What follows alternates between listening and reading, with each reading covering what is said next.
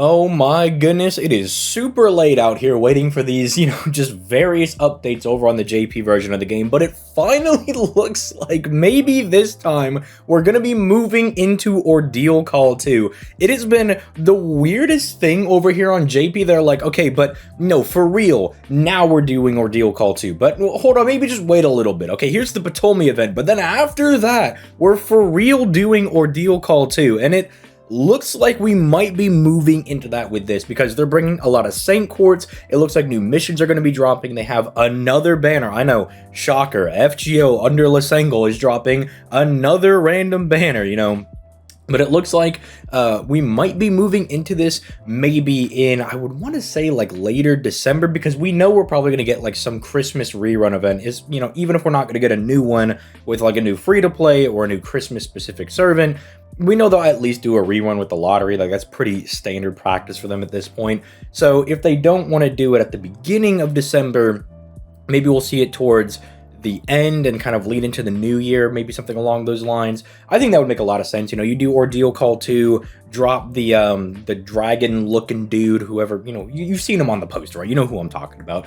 They drop that guy, and then I don't know, they drop some wifey servant in there, right? Some big waifu like that comes in the middle of the story, like Medusa Saber or Durga, pick your poison, drop that for New Year's, right? Which is why hold on, let me just take a little break over here and just show you guys. Login, there's login, but we're at 269 Saint Quartz, right? I'm kind of trying to save over here on JP because I'm thinking that they might, throw some insanely hype unit for New Year, so I'm kind of holding out for that. But I guess we can also check what they went ahead and gave us for this. Okay, we got some of the cubes for restarting and everything, but what are some of these missions? I have most of the Ordeal Call stuff done, so I guess this is good for my JP players that are caught up on things.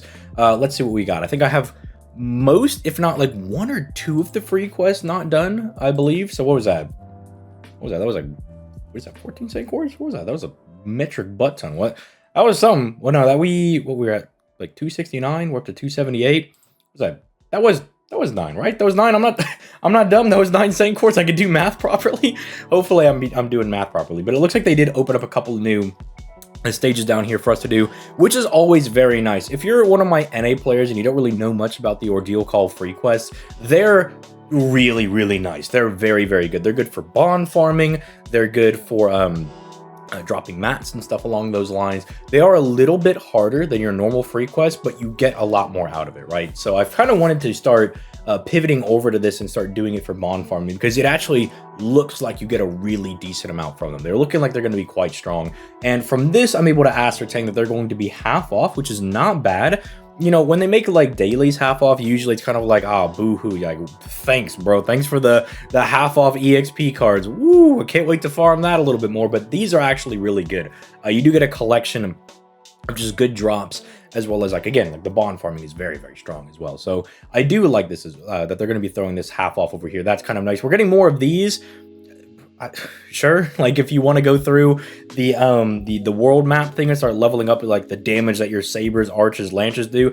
The spoiler alert for my NA guys, you need a butt ton of QP and extra material for that. I thought I was just gonna waltz in there and start leveling up, some of my extra class ones for some of the servants I like to use, maybe do Lancer for Melusine, but no, it's like you need Lancer pieces, monuments, QP, they need your skill materials and stuff as well. Like they'll be like, hand over those fangs and bullets, and not like a non-zero amount, like they do want a crap ton of your material, so just prepare yourself for that. If you're on NA, you're like, I've got everything farmed, I don't need any more QP or nothing. No, you still want to keep it farming because, bro, it is ridiculous. It is insane how much you need to actually start leveling them up. But the benefits are good, so I understand why they did that. It's more of like a late game thing. Obviously, this is the missions that we kind of just went and claimed. We were claiming some of the ones over here on the 4th tab for the... I'm assuming it's just like, oh, be caught up on the thing and then go farm some of the free quests, blah, blah, blah, all that good stuff. But these missions over here, this like massive 1077 over here, this is where you see people getting like 30 grails and getting like 70 lores and just a butt ton of really good, hard to acquire material. It's basically just like you leveled up the skills of a lancer 300 times. You leveled up a saber servant. Here, take this, right? It's just like you're kind of playing the game and you're getting a lot of resources back. That's kind of nice. It looks like we'll be getting teapots. Teapots are good if you're a global player and you're not sure what these are because we don't have them yet. They basically, like, they double the bond, I believe. I think it's double the amount of bond you get from doing a stage, so very good for the Ordeal call missions. It's very, very strong for being able to just, like, massively gas up how much bond you're getting, especially because over on JP, if you're not aware, we got this buff that the first 3 units in your team get, I think it's I don't think it's 5. Was it a 20% bond bonus? It's something really high like that. It's actually substantial. So this in combination with that plus better missions to actually farm bond is actually kind of making bond farming a little more real, I would say now. I mean, there are those like crazy people that like minute 1, even on like NA will be like, all right, I bond 15'd, you know, the new Izumo that came out. It's like, all right, dude, like I don't think you're really making the Saint Quartz back on that. The amount of Saint Quartz you're using to bond 15 that unit, I'm pretty sure we ain't getting that back. It's kind of insane. But it does make it nicer because obviously once you get up after bond 10, each of those levels is 30 Saint Quartz. So obviously it's just kind of nice for that. If you've got some people that are kind of on the premise of becoming like bond 11, bond 12, something like that, it's kind of nice for that stuff as well. I'm assuming this is for whatever, like Twitter announcement or something they're going to be doing, like a Twitter announcement or... No. Okay, this is the missions that we just picked up. Because usually that's where they also have this. So yeah, we picked up 9 Saint Quartz. This is just what I'm assuming is like being caught up on the story. Yeah, because I can see 5.5. Yeah, I can see 6.5. Yeah, I'm assuming this is just being fully caught up. Okay, yeah, these are just the revival cubes. Yeah, okay, so, you know, if you lose a story mission, I think that's Gawain back there. So if you're really struggling, they're like, hey, these are just free revives, get in there. So I guess if you're picking up JP and you're not using a Quartz account that kind of skips the stories for you, and you're actually going to go through it manually, this can be very nice to help you just kind of speed through the game. Even though, come on, bro, you don't need to use a blue cube for the Gawain fight. Gawain is easy. He is small potatoes, all right? You just bring Ku Alter and cook him up. Or just even bring, like, a friend Yugioh. If you don't have a friend Yugioh, just ask somebody in the Discord, you know, which is down in the description down below, by the way. If you ever need help on NA or JP, we got a ton of people down there that can definitely help you out and, like, friend you and just give you, you know, free support units if you need them, and they're all very, very easy. And then finally we have this. It looks like they're bringing back Yugioh Alter.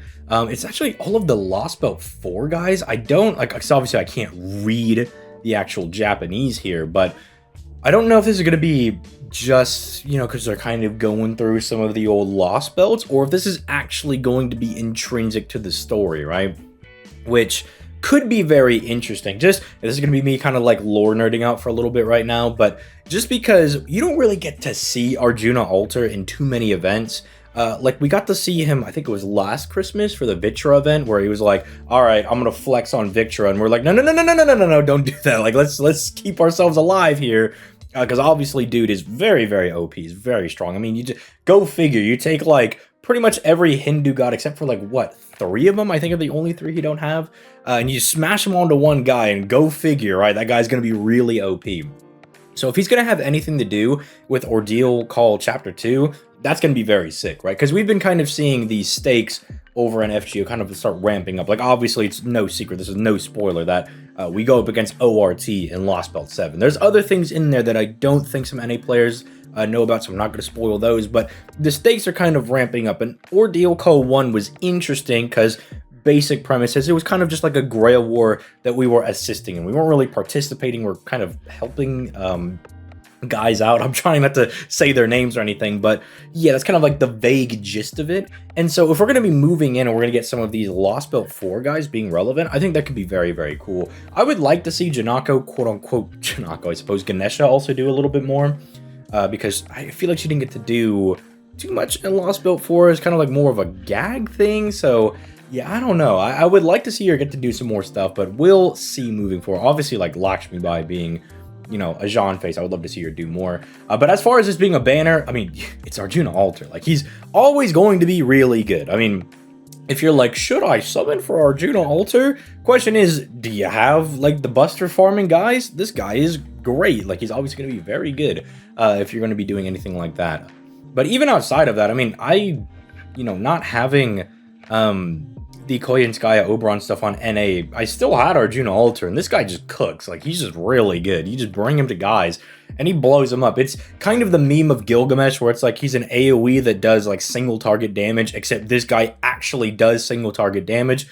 provided the debuff lands, but you know, just ignore that. If don't talk to me about when Arjuna Alter misses the debuff. That is always very, very bad. As far aside from the other guys, sorry, you gotta excuse me, it's very late.